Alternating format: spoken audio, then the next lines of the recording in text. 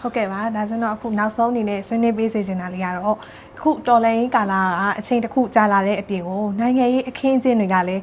ရှုပ်ထွေးမှုတွေပြီးတော့အဲ့ဒီကနေမှတစ်ဆင့်ဝေဝါးမှုတွေရှိလာတဲ့အခြေအနေတွေဖြစ်တဲ့အတွက်ကိုပြည်သူလူထုကလည်းပေါ့နော်အခုလိုမျိုးတော်လိုင်းခေါင်းဆောင်တွေရဲ့ရှင်းလင်းပြတ်သားတဲ့သတင်းစကားတွေကိုသူတို့တေချာဘက်ကိုကြားချင်နေကြပါတယ်ဒါကြောင့်အခုလက်ရှိတော်လိုင်းအခြေအနေကဘယ်ရောက်နေပြီလဲပြီးတော့ဘယ်လိုမျိုးဘယ်ကိုဆက်သွားမှာလဲဒါတွေကိုပြည်သူလူထုကဘာလို့ရမှာလဲဆိုတာနဲ့ပတ်သက်ပြီးတော့ဆရာတို့တောင်းအောင်စလုံးပေါ့နော်ဒီသတင်းစကားလေးကိုတော်တော်နဲ့လိုရင်းလေးဆွေးနွေးပေးစေချင်ပါတယ်ရှင်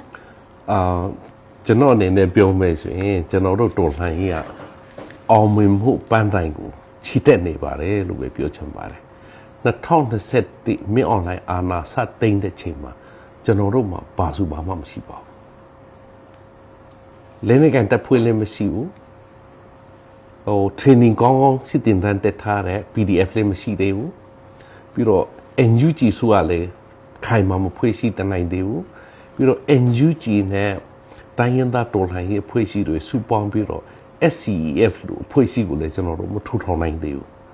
အခုဒါတွေအားလုံးကိုကျွန်တော်တို့အနေနဲ့တိုက်ပွဲဝင်တော်လှန်ရေးတိုက်ပွဲဝင်မဲ့ PDF တပ်သားတွေအများကြီးကျွန်တော်တို့မွေထုတ်နိုင်ပြီ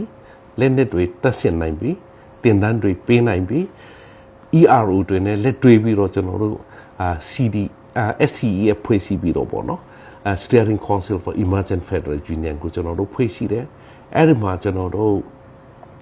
စီရေးနဲ့နိုင်ငံရေးပေါင်းပြီးတော့တိုက်ပွဲဝင်မယ်ဆိုပြီးတော့လေကျွန်တော်တို့ကသဘောတူထားပြီးပြီ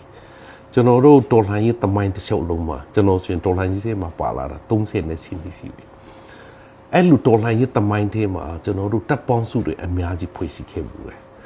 ဒါပေမဲ့ကျွန်တော်တို့ဖွဲ့စည်းမှုတဲ့တပ်ပေါင်းစုအားလုံးကနိုင်ငံရေးတပ်ပေါင်းစုတွေပဲဖြစ်တယ်စီရေးနဲ့နိုင်ငံရေးနှစ်ခုစလုံးကိုလက်တွဲပြီးတော့ဆောင်ရွက်မယ်ဆိုတဲ့ဟာမျိုးရှားပါတယ်အခု SCEF ကဒါကိုကျွန်တော်တို့ဆောင်ရွက်ဖို့သဘောတူနိုင်ပြီပြီးထောင်စုသမိုင်းမှာထူးခြားဆုံးတပ်ပေါင်းစုထူးခြားဆုံးစီကွန်ထူးခြားဆုံးကွန်စီဂျီဖြစ်ပါတယ်လို့အဲ့ဒါကြောင့်ကျွန်တော်တို့တော်လှန်ရေးက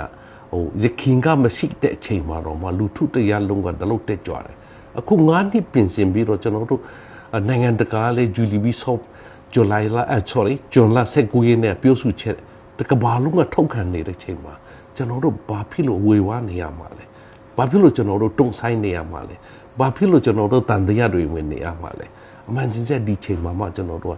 တော်လှန်ရေးပန်းတိုင်နဲ့နီးနေပြီအဆုံးသက်တိုက်ပွဲတွေကျွန်တော်တို့မှာပြင်ဆင်မှုတွေအားကောင်းလာပြီလူထုအနေနဲ့ကြံ့ခံဖို့တော့လူတယ်ဆိုတော့တစ်ဖက်မှာလည်းပဲကျွန်တော်တို့ကြည့်မယ်ဆို9နှစ်ဆိုတာရှိကြီးပြည်သူလူထုရဲ့ဒုက္ခကိုလည်းကျွန်တော်တို့နားလေတယ်ခက်ခဲကိုလည်းနားလေတယ်အကြံဖက်စစ်ကောင်ကြီးရဲ့ရက်ဆက်မှုကြံကြုံမှုတောင်းကျမှုကိုလည်းကျွန်တော်တို့နားလေတယ်ဒီကြားထဲကငါတို့9နှစ်ကြံ့ခံခဲ့ပြီကျွန်တော်ဆက်ခံပြီးတော့တိုက်မယ်ဆိုရင်ပြိုလေးတော့မဲ့တိုင်ကြီးကိုကျွန်တော်တို့အနေနဲ့ဆက်ပြီးတော့တွန်းဖို့ပဲလူတော်တယ်လို့ကျွန်တော်အဲ့လိုပဲပြောစင်ပါတယ်